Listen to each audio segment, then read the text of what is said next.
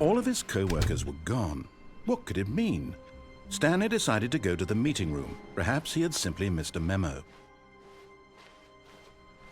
As Stanley lifted his bucket, he felt a connection to all buckets everywhere. This adventure, he decided, was for all of them. Stanley clutched the bucket tightly to his chest and entered the door on his left. This was not the correct way to the meeting room, but Stanley had felt the bucket calling to him, telling him that the employee lounge was simply the place to be. And here it was. Had the bucket turned out to be correct? No, never mind. The bucket was wrong. Stanley took the door on his left to go back to the meeting room.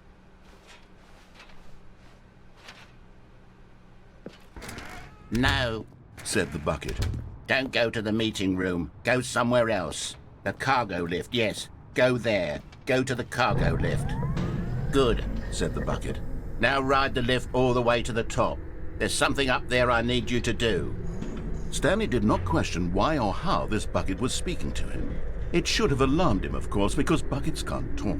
But Stanley chose not to think about this obvious fact. He was firmly convinced that the bucket had spoken to him, and he unthinkingly did whatever the bucket asked.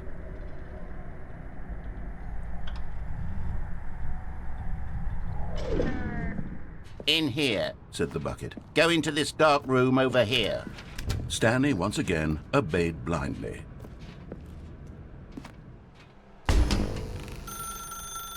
Now pick up the phone, said the bucket. Pick up the phone and it will take us back home, where we can go about life together. Whoa, hold on. Why did you unplug the phone? Were you trying to resist the bucket's orders? Stanley, I was joking. Obviously, the bucket isn't talking to you and telling you to do things. Buckets can't talk. It was a joke. Don't you get the joke? It's funny, Stanley. A talking bucket. Can't you see? Oh, goodness. I must have really bungled up the delivery if you actually took me seriously. Where did I mess up the joke? Should I have paused for longer or spoken quicker? Comedic timing is so difficult. I wish I were better at it. But there isn't exactly an instructional video on comedy that one can watch to fully... Oh, wait, yes, there is. It's sitting right here. Let's take a look. What is comedic timing? What is comedic timing? How does it work? How long should it last? How can it be used to effectively silence your political enemies? And more importantly, can it be taught in its entirety within 90 seconds? Thankfully, the answer to all of these questions is yes. Let's dive deeper. If you've ever told a joke or made someone laugh, in all likelihood, you did it while standing 50 to 80 centimeters from them in a room of no more than 76 degrees Fahrenheit, with one of your arms raised straight upward at a 15-degree angle from your body. These are the optimal conditions for good comedic timing. To begin the joke, start by stating and spelling your name. Next, provide a brief synopsis of the joke, including the specific times at which the recipient of the joke will laugh, and then spell out your name a second time. With these steps complete, it's time to begin the humor. Speak the entire joke in no more than 18 seconds and no less than 13 and a half, pausing only for bathroom breaks when necessary.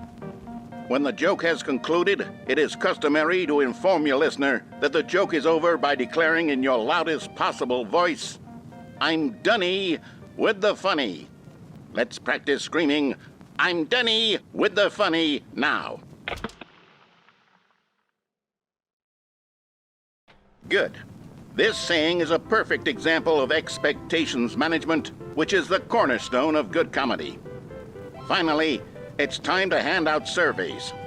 Collecting hard data from your audience on how rapt they were throughout the joke is the only way to grow or learn as a comedian. An effective survey should be no less than 10 pages long and should include the same question reprinted several times, just to ensure the survey taker is actually paying attention and not simply filling in answers at random. And that's all there is. With these strategies at your disposal, you'll have audiences doubled over in laughter and even tripled over in laughter in no time at all. Just remember to let them stop laughing at some point, you gut-busting little scamp. After all, with each of us needed on the front lines of the war to fight the 12-legged invader who threaten our very existence, and to very likely die in a hailstorm of bullets and mandibles. All of us must be prepared to give our lives to this noble cause, just as our children must do after us, and their children after them. Godspeed, and may Earth reign supreme.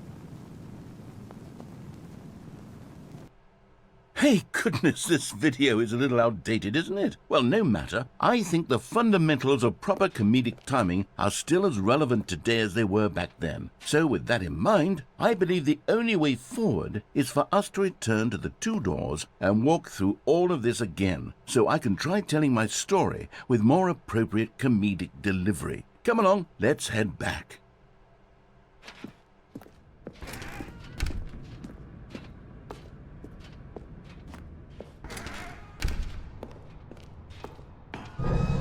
I can feel it. This time, I'm really going to nail the delivery. You'll be in stitches. A talking bucket, you'll say? How ridiculous. How absurd. What a hilarious concept. The king of comedy. That's what you'll call me. Thank goodness we had the instructional video. Otherwise, who knows where we'd be right now. Well, I wouldn't be the king of comedy, that's for sure. The bucket spoke to Stanley. The bucket spoke. The bucket spoke. Oh, I'll figure it out on the fly. No need to overthink things.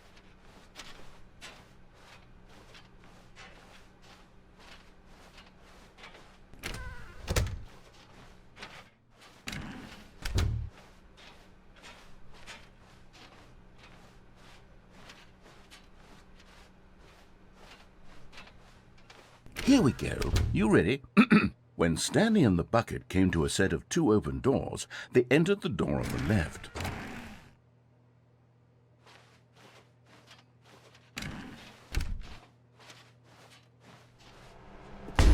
What? We're back at the phone already? No, what's going on? There was supposed to be several rooms leading up to this. There was supposed to be a build-up to this point, a dramatic display of remarkable comedic wit which culminates in this scene with the phone. But now the timing's completely off. The joke will never land. Well, not the way it was meant to. And it's all my fault. I must have forgotten that the phone room comes immediately after the two doors room. What an egregious mistake. I've made a fool of myself.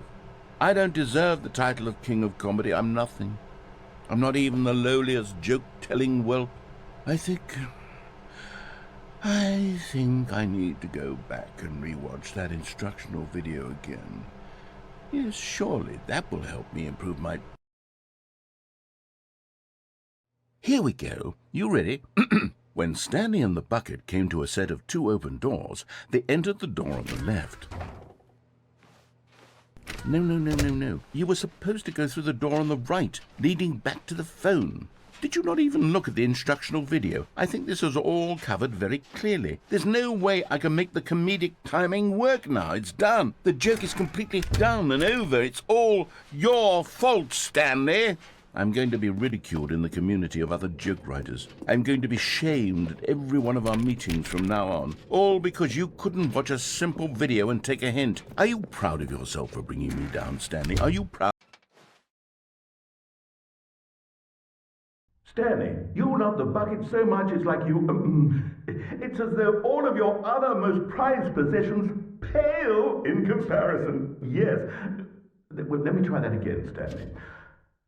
I heard that you are pale with shame over how unabashedly in love with a bucket you are. No? Still not? Is it the delivery? Pale with shame. Pale with shame? Pale... What's another word to describe a bucket? Stanley, this bucket is so metal. I think I saw it playing guitar. No.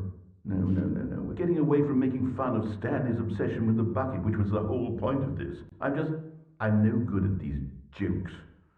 I need more instructional videos. That's exactly what it is. That's what will make me the king of comedy again. More instructional videos.